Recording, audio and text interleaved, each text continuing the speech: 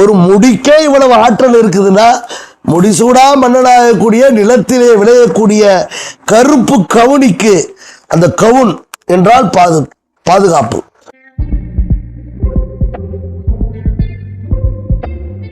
கருப்புதான் எனக்கு பிடிச்ச வண்ணம், என் காந்தம் எல்லாம் எப்போதுமே ஒட்டுதடா தின். கருப்புதான் எனக்கு பிடிச்ச வண்ணம்.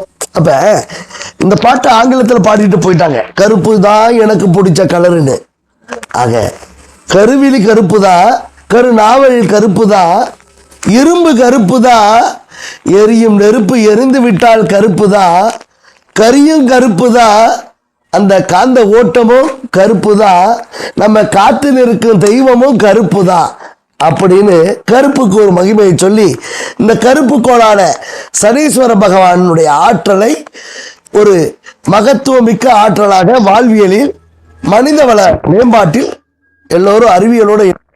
அப்ப இந்த கருப்பு மிகுத தானி எப்போதுமே நமக்கு கருப்பு கவுனி அரிசியாக இருக்கட்டும், எள்ளா இருக்கட்டும், உளுந்தா இருக்கட்டும், இப்படி பல வகையான கருப்பு தானியங்கள் இருக்கு, ஏனைய விதைகள் இருக்கு, விளைச்சல்கள் இருக்கு.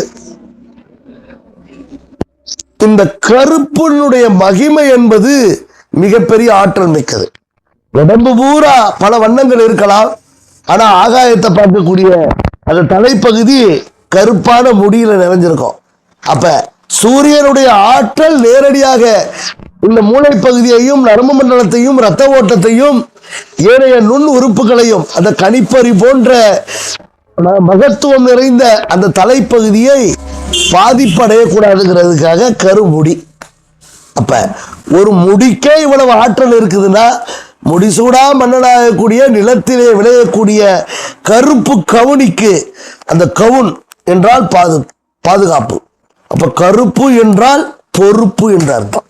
அப்ப விருப்பு வெறுப்பு இல்லாம கருப்பை நேசிக்கும் போது அங்கே நெருப்பு கூட நின்று வேலை செய்யும்.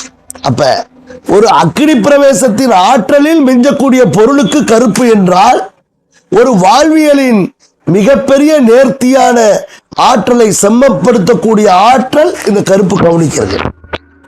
அப்ப இரும்புக்கு அந்த சத்து இருக்கு, அப்ப இரும்பு சத்து இருக்கு. அப்ப நெருப்போட நிறைவுல கருப்பு இருக்கு, அது இருக்கு.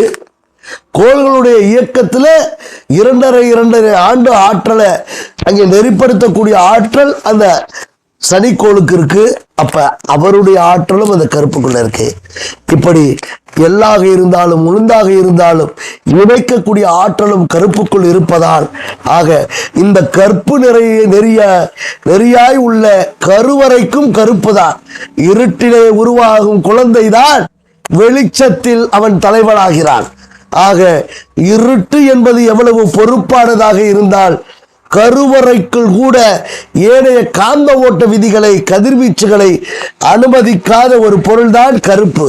ஆகவே இந்த பொறுப்பு மிகுந்த கருப்பு கவுனியை நீங்கள் விளைநிலங்களிலும் பயிரிட்டு விளைச்சலாக்கி அந்த பருவகாலம் தவறாமல் சூரியனுடைய ஆற்றலிலும் சந்திரனுடைய ஆற்றலிலும் நெறிப்படுத்தி அதை கால்நடைகளுக்கும் ஏனைய கழிவுகளை உணவாக்கி அந்த நெல் மணிகளை கருப்பு கவுனி அரிசியாக மதிப்பு கூட்டப்பட்ட வாழ்வியலில் மாமனிதர்களாக வாழ உங்களை எல்லாம் கருப்பு கவுனியின் மகிமைகளோடு காலம் தவறாமல் அழைக்கின்றேன்.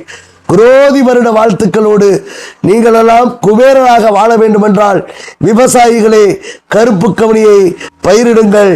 காலமெல்லாம் அங்கே தோஷம் இல்லாமல் வாழ சனீஸ்வரனின் அருட்கடாட்சத்தோடு சர்வகாலமும் சந்ததிகள் நிலைத்து வாழ நீடித்து வாழ நிம்மதியாய் வாழ கருப்பு கவுனியை பயிரிடுங்கள். கருப்பு கவுனியை உணவு பட்டியலில் இணைத்துக் கொள்ளுங்கள். கருப்பு கவுனியை பொருளாதார வல்லுநர்களும் தொழில் நிபுணர்களும் மதிப்பு கூட்டி உலக அரங்கில் உணவு படையலிட வாழ்த்துகின்றேன். உங்கள் இயற்கை சின்னையா நடேசன். நன்றி.